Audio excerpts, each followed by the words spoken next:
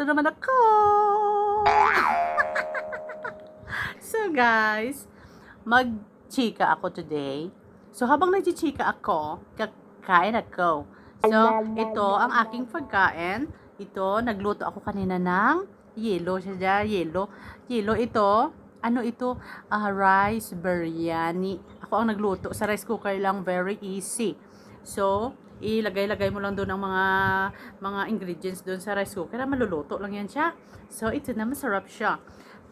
Tapos, nagluto ako ng, ayan, alam niyo yan. Ayan. Ano yan? Ampalaya na may itlog. Pilipinas.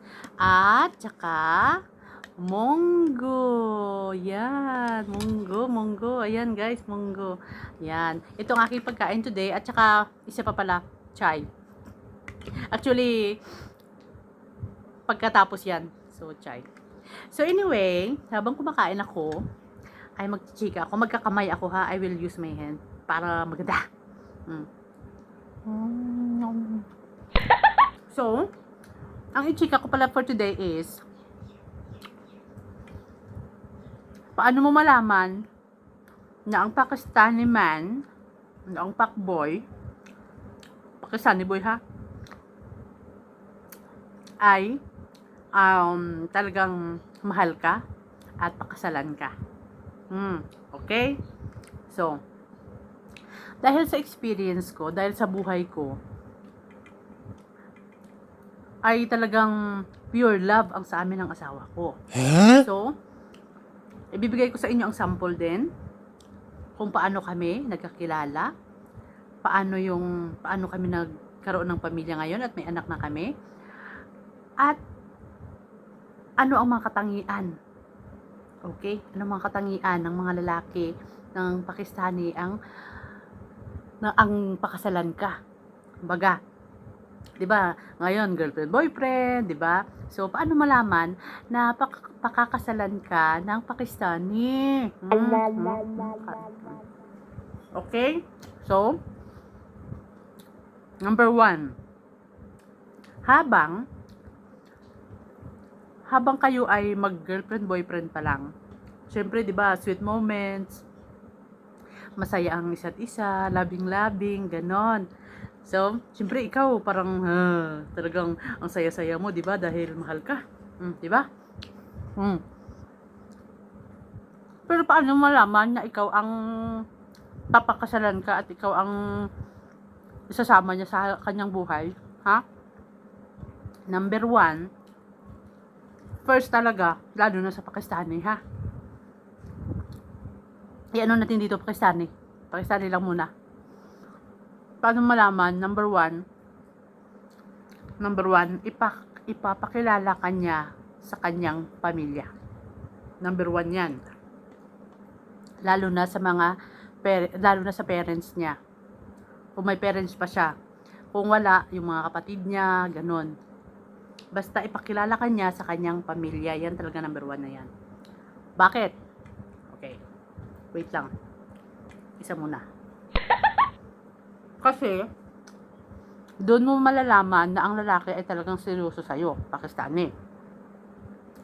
Dahil alam niyo naman dito, arranged marriage dito. Hindi dito uso ang love marriage. Okay? Arranged marriage dito, ha? Kasi pag hindi alam ng pamilya niya na may girlfriend siya, may mahal pala siya, i-arrange yan siya sa iba. Lalo na sa, let's say, sa kanilang pamilya, or sa, ay, wait! Ang anak ko. Wait, baby! Wait, si mama nag-live. You eat. Ito. Ay! Ito na, ito.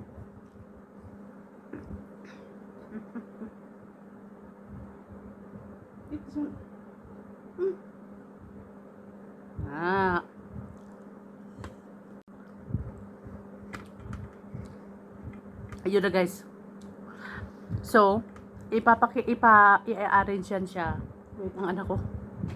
I-arrange yan siya sa dito. I-arrange siya dito para sa kasal. So, at least, malaman ng pamilya niya na meron pala siyang girlfriend na ibang lahi. Okay? So, yun ang number 1. Kasi kung hindi ka talaga ipakilala, may tendency talaga na ang pamilya niya maghahanap ng para sa kanya. Ikakasal sa kanya. Ha? Okay? So, yung number 1 yan. Number 2.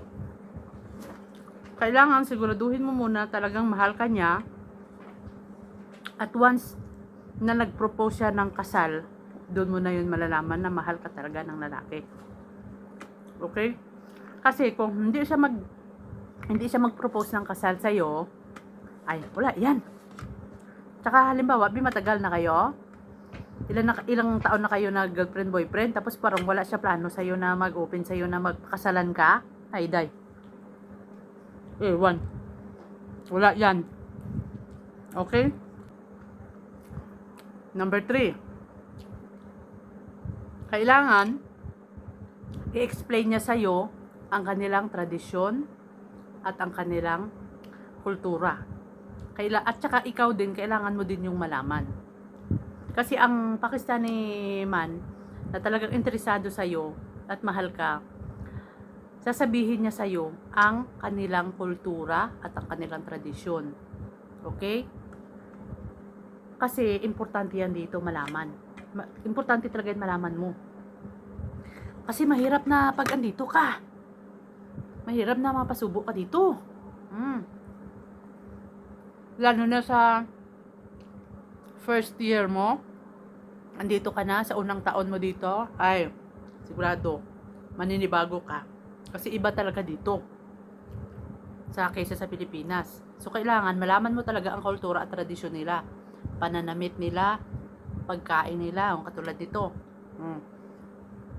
Sa unang taon mo dito, mahihirapan ka talaga. Depende sa iyo kung mabilis ka naman maka-adjust, wala problema Pero kung daw hindi ka maka-adjust, problema. Okay. So, yung pang-apat ay ang kailangan, di ba, yung nabanggit ko sa una, yung pakilala ka sa pamilya niya. Yung pang-apat niyan ay kailangan tanggapin ka ng pamilya. Okay? Kailangan matanggap ka nila. Kasi kung hindi ka nila matanggap, problema mo yan dito kung dito ka mag for good. Okay? Tanggapin ka at mahalin ka. Kasi kung hindi ka nila matanggap, problema. Lalo na dito, mostly dito, mga ano dito, 'di ba, joint family. Sa previous video ko, yun sabi ko may mostly dito joint family. So kung ano ka sa joint family, nakasali ka doon ka titira. Marami kayo sa isang bahay. At pag hindi ka mahal ng pamilya, iwan ko lang. Ha? Kasi mahirap talaga, guys, pag hindi ka tanggap ng pamilya dito, ha? Mahirapan ka. As in, marami akong kilala na ganyan dito na hindi tanggap ang asawa. Nahihirapan sila. Hindi sila maka-adjust. Mahirap naman talaga mag-adjust pag hindi ka talaga tanggap at hindi ka mahal ng pamilya na dito. Kain tayo. Okay? So, yun. Kailangan tanggapin ka, mahalin ka. Dahil yan ang talaga kumbaga, hindi ka maboboring dito. Parang hindi ka homesick.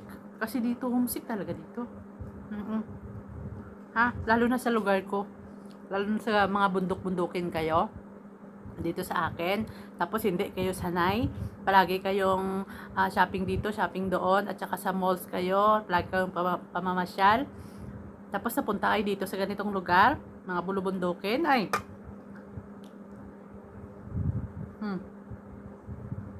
Alert kayo, alert.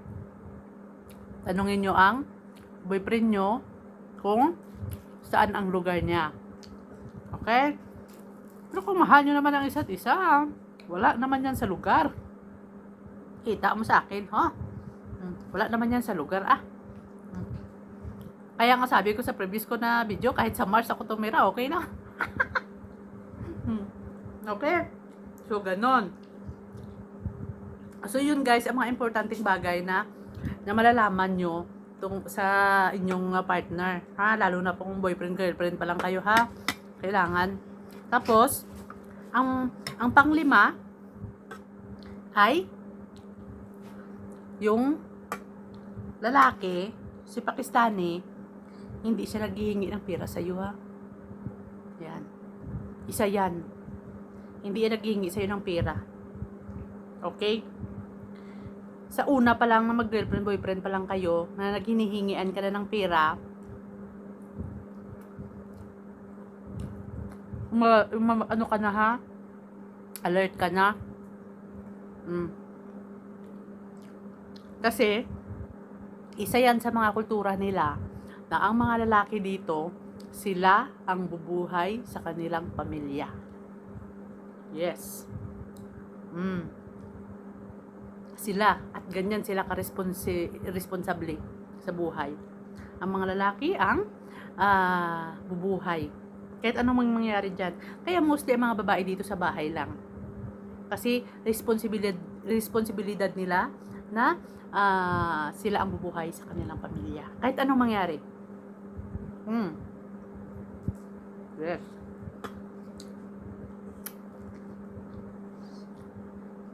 Yan. Pag talagang mahal ka talaga ni boy, susuportahan ka. Kahit mag-girlfriend, boyfriend pa lang kayo, pinapakita niya sa'yo na suportado ka. Hindi siya naghihingi sa'yo ng kahit ano. Ganon.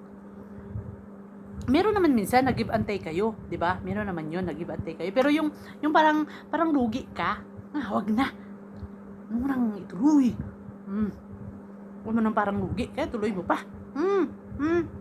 Advice. Real talk. Okay? So, sa akin yan ang pinaka the best na mga tips para sa inyo. Okay? Yun ang pinaka the best na tips para sa inyo na masishare ko dahil yan ang buhay ko dito din. Ganyan ang reality dito.